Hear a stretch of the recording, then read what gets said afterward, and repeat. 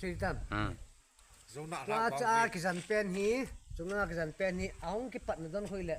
tua hi kilometer ja ga guna ga bidinga hi atam zo hai ki zo chi eta in tua na mu don hong ki pat na khoile Mizoram ai in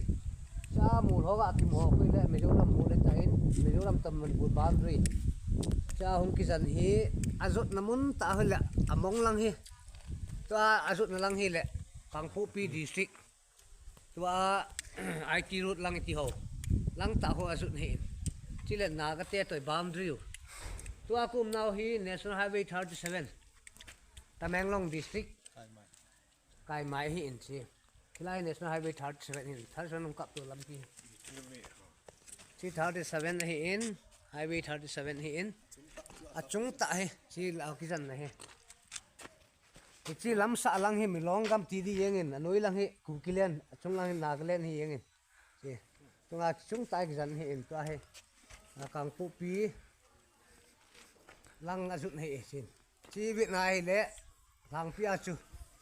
kukilen boundary din bit sana hi tai to ku na hi chilang se hi to chilang langa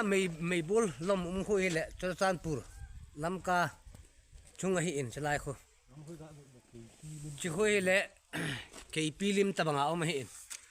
chi hu ve sana chi le kukite ve sana hi in kukilen chunga kilang hi in chilang ho hi ta hai ve ku lew chun chi ma Burma to boundary Mizoram chana ta hun lu nin tin chi Guite road le Tipaimuk road chuta ho chi hi chimul hap pa ho chi hi agal langa chilang amulga ki mo ko le Mizoram to boundary Phelzor district ki ti chain Phelzor district to